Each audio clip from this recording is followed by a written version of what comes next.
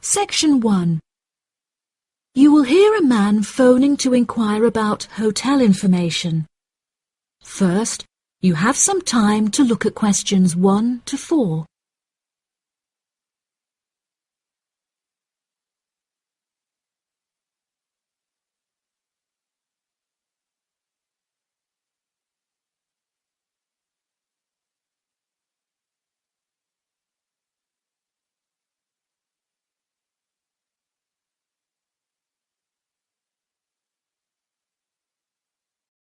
Now we shall begin. You should answer the questions as you listen, because you will not hear the recording a second time. Listen carefully and answer questions 1 to 4. Good afternoon. You're through to reception at the Island Hotel in Crete. How may I help you today? Yes, hello there. I'm hoping to book a double room for my wife and myself for about 2 weeks, from the 25th of April of this year. Firstly, could you tell me whether it's particularly hot during this time? Yes, of course, sir. During late April and early May, the daytime temperature shouldn't exceed 19 degrees Celsius. But the weather has been rather erratic and difficult to predict in recent years, so I am unable to say for certain. Okay, that sounds good. My wife doesn't like going outside when it's very hot. I haven't booked flights yet, but I must say that I'm unfamiliar with Crete and its transport system. Does the hotel provide an airport shuttle service? Yes, sir. We provide a complimentary airport pickup service for all our guests. It takes about 40 minutes to get here from the airport, but it's at least 60 minutes at rush hours. And you will be provided with a fully air-conditioned shuttle bus. Okay, excellent. In that case, do you have any rooms available for the dates I gave you? I shall have a look on the system now for you, sir. Bear with me just a moment. Yes, sir. I can see now that we have several rooms available. Would you prefer a garden view or a sea view? Well, ideally I would like a sea view room with a balcony. But of course that depends on the difference in price. Not to worry, sir. All of our standard double rooms have ensuite facilities and a balcony. If you would like one of our sea view rooms, there is a premium of €60 per night. Okay, so could you tell me the total nightly rate for a standard double room with a sea view? Yes, of course, sir. For the spring months, our rate is €216 per night. For 14 nights altogether, this will come to €3,024. Perfect. I also read on your website that the hotel has gym and spa facilities. Are there any other facilities on offer? Yes, we have a large outdoor infinity pool overlooking the ocean, with luxury sunbeds and a poolside bar. We also have 3 full-size tennis courts, where we run a popular doubles tournament, with the winner receiving 2 all-inclusive spa day vouchers. Goodness, I shall have to brush up on my tennis skills. Before you hear the rest of the conversation, you have some time to look at questions 5 to 10.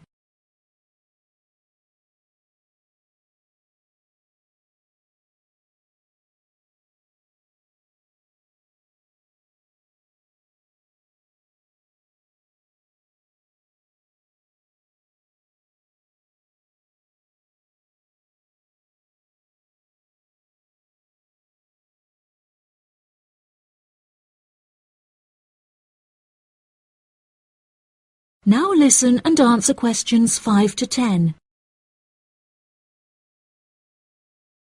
Are there any other activities organised by the hotel that we can partake in? It's just that it's our wedding anniversary on the 30th of June, and I would like to provide my wife with a perfect romantic getaway. I can assure you, sir, that your wife won't be disappointed. Ours is a 5-star resort, which is renowned for its luxury and beauty. In terms of activities, the hotel provides thrice-weekly entertainment. On Tuesdays, guests will take a minibus and partake in learning to cook succulent fish dishes with our Michelin-starred chef Enrique. The class will take place in a beautiful valley deep in the Cretan hills, where guests will be treated to an intimate piano performance by our in-house concert pianist Pedro. On Wednesdays, a select number of guests will be fortunate enough to explore the mountains by helicopter, before being transported to a tropical Cretan garden by shuttle bus. Finally, on Thursdays, after a fancy dinner, we provide a spectacular fireworks display, which guests can view from the comfort of a cable car. Oh, wow! That all sounds absolutely wonderful. I shall book the room now, and then I need to look at flights so as not to become extortionate. Would you like to take my details now or later? That is the end of section 1. You now have half a minute to check your answers. Section 2. You will hear part of a radio program about online exchange business. First, you have some time to look at questions 11 to 14.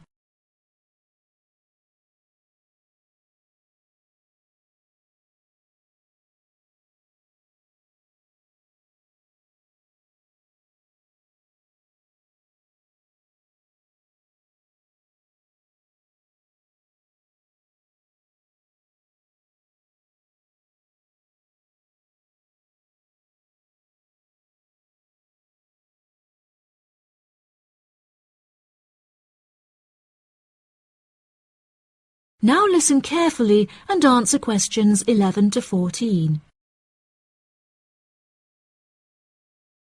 Barter Online UK is a young, up-and-coming website in the United Kingdom where users can buy new and used goods. However, instead of paying with money, registered users instead exchange their purchase for an item of similar value. This part is perhaps the most complicated, as the registered users themselves must mutually decide on an appropriate value, with value either being the recommended retail price, RRP, or simply how much they believe the item to be worth. The website has been founded by a group of 4 friends in the north of England. Originally, they exchanged their belongings among family members. They frequently found themselves swapping their belongings when they no longer had any use for them. They live by the motto, "One person's trash is another person's treasure," and hate to throw things away. As more and more people caught wind of the idea and wanted to participate in the exchanges, the group decided that the idea had the potential to become a successful business venture, and so it did. Barter Online UK is a start-up online business, which took 3 months to set up, and has now been running for around half a year. Despite only being founded a short time ago, the website has already garnered about 1,500 registered users, with 500 more than expected, a huge achievement for the founders. Some of the users are registered in the United Kingdom and Canada, with the majority from the Republic of Ireland. In order to become a registered member, users must first fill in their personal details, followed by their credit or debit card details, which will be used to take payment of a monthly fee of £5. As long as this fee is paid, users will be able to perform an unlimited number of online exchanges. Before you hear the rest of the program, you have some time to look at questions 15 to 20.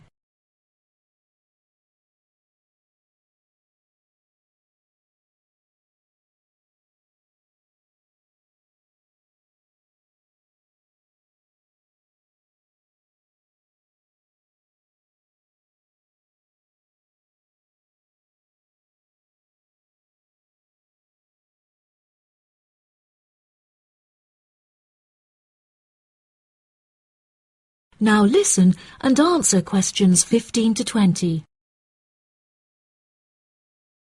A multitude of items are sold on the website, such as textbooks, soft toys and tools. However, books for children and computer games are by far selected most. The exchange process itself is not as complicated as it might seem. Users can enter their preferences for what they would like to receive, and also explicitly state what they would like to give away, and the website will automatically pair up suitable users. If, however, a user doesn't want to give anything away, but would simply like to buy something, Barter Online UK does support a secure online payment system, where users can perform a normal monetary transaction. Despite this, the founding group strongly discourages the use of the online payment system, clearly stating that this goes against the intended ethos of the company. Although bartering is an age-old process, many of the website's users are unsure how to decide which of their own items to exchange. It often helps to order items by popularity, using the filter button provided. This will tell the website to find out popular items for users' convenience. To this, the founding members say, just put everything you don't want on there. Different people have different tastes, and you never know what they might be looking for. In order to aid registered users in their exchanges and to provide them with assurance, the founders recently added a new feature whereby on completion of an exchange, users will be encouraged to provide each other with feedback. This feedback will include criteria such as the quality of the item as compared with how it was advertised, the ease of communication with the seller, the speed at which the item was delivered, and so on. The Friends believe that using this method, users will have a more transparent and trustworthy bartering experience. That is the end of section 2. You now have half a minute to check your answers.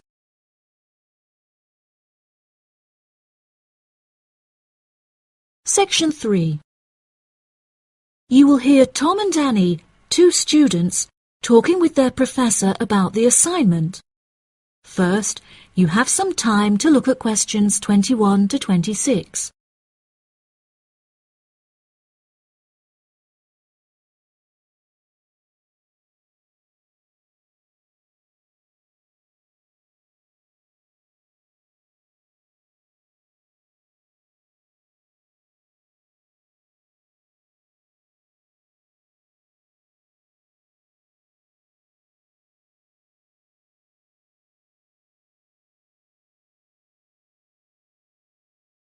Now listen carefully and answer questions 21 to 26.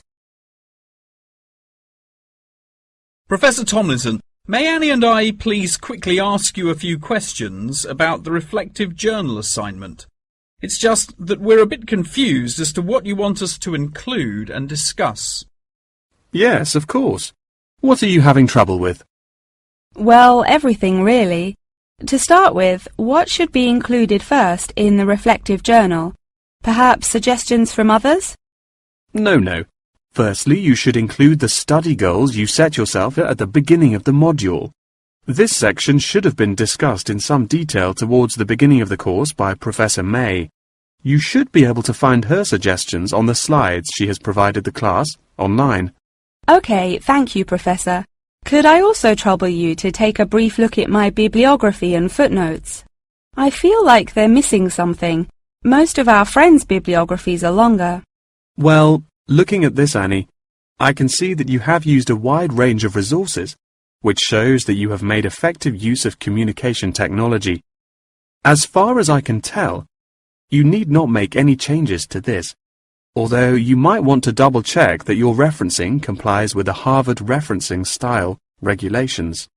Oh, I'm very surprised you've said that. Thank you. Now I can set my mind at ease.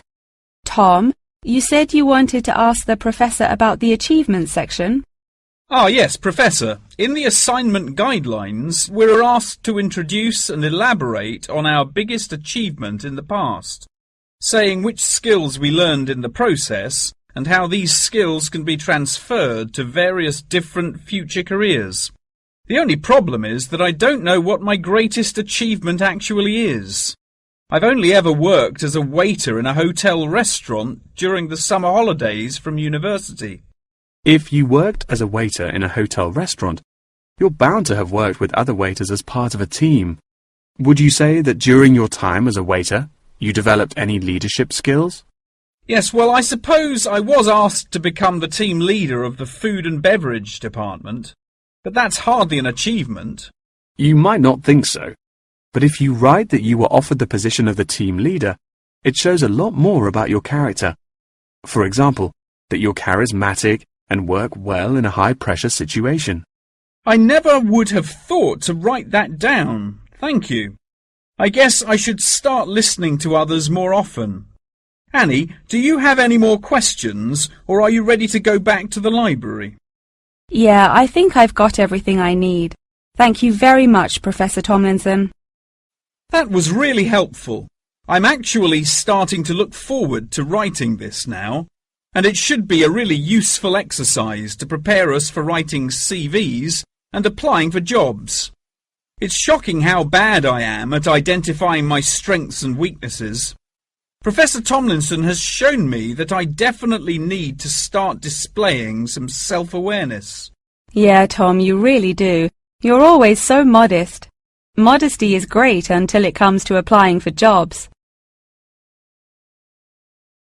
Before you hear the rest of the conversation, you have some time to look at questions 27 to 30.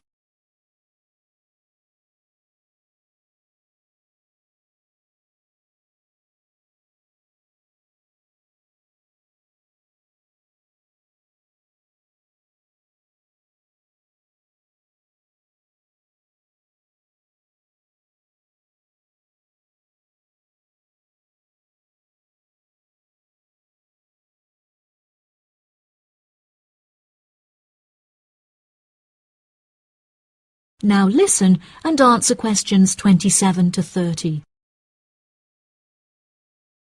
Oh no! I forgot to ask the professor about the section on identifying the skills gained through different activities. Do you remember?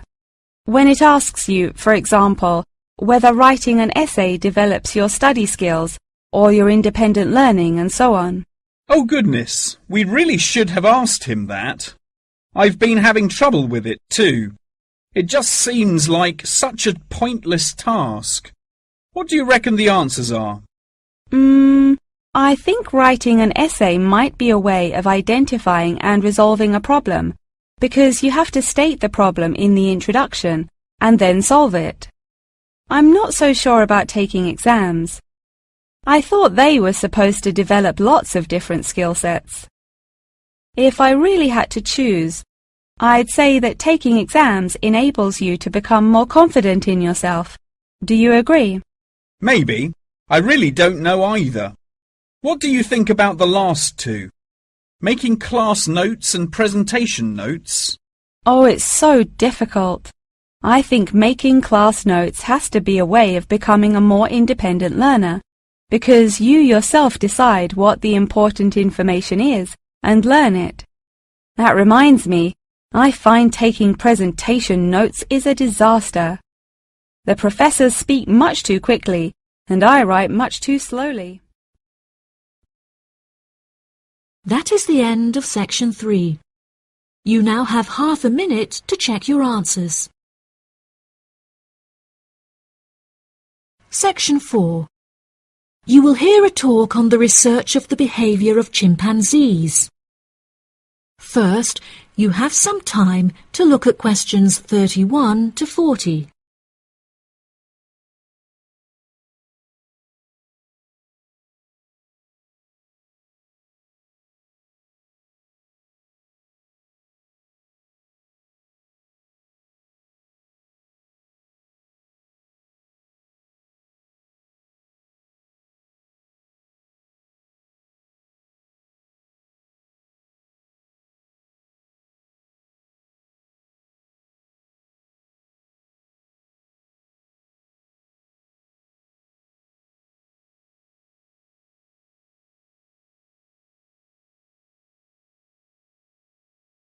Now listen carefully and answer questions 31 to 40. Welcome back to my series of short lectures on apes. Today we will examine recent and historical breakthroughs on the behavior of chimpanzees, otherwise known as chimps. The word chimpanzee is an umbrella term for two different species of apes in the genus Pan, which are the common chimpanzee or Pan troglodytes found in West and Central Africa, and the bonobo or Pan paniscus, which are found in the forests of the Democratic Republic of the Congo. Chimpanzees belong to the Hominidae family, together with gorillas, orangutans, and indeed humans. Current research tells us that the chimps broke away from the human branch of the Hominidae family approximately 6 million years ago, and remain the closest living relative to humans to this day. More modern researches into chimpanzees have centered on their behavioral characteristics, once all biological and genetic factors have been ruled out. In this way, scientists have unearthed an unfathomable amount of similarities between human and chimpanzee behavior. Although much of this research has taken place through observation of captive chimps, the results are widely seen as an authoritative reflection of chimps living in the wild. Chimps live in large so-called communities comprised of many male and female members, with the social hierarchy determined by an individual chimp's position and influence.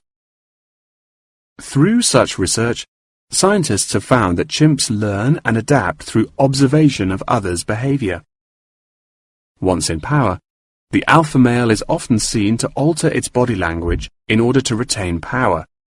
For example, he might puff himself up in order to intimidate others, while lower-ranking chimps are noted to behave more submissively and holding out their hands while grunting.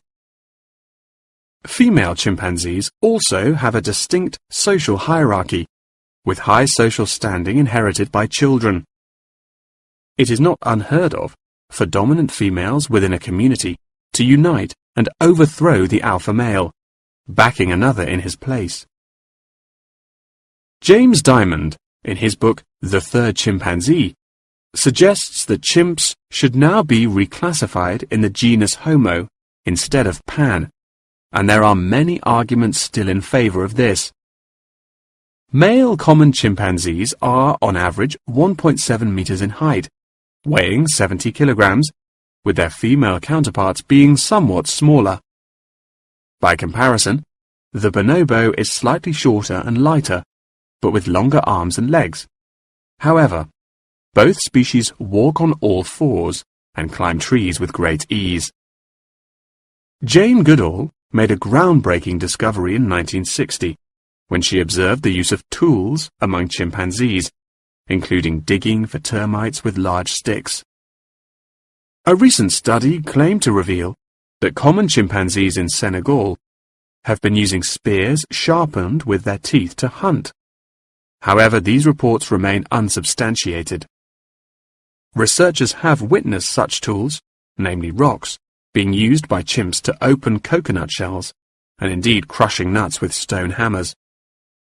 As scientific technology has developed, so too has our knowledge of the sheer extent of the chimp's intelligence. Research has now shown that chimps have the capability to learn and use symbols, and understand aspects of the human language, including syntax, as well as numerical sequences. As I mentioned earlier, the umbrella term chimpanzee is comprised of the common chimpanzee and the bonobo. These two subspecies are divided along the Congo River, with the common chimps living on one side and the bonobos living on the opposite side of the river. Over the past few decades, both of these subspecies have witnessed an alarming decrease in population density, with animal activists now working harder than ever to protect those remaining and encourage procreation.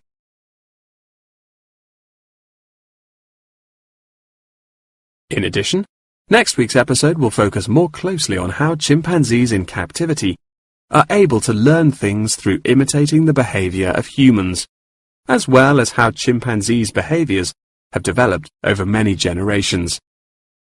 Thank you very much for attending this evening's lecture. I hope you found it intellectually stimulating and I look forward to seeing you again next week. Good night.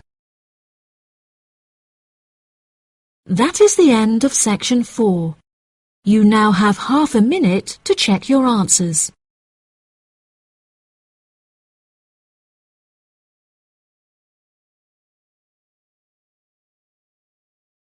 That is the end of the listening test.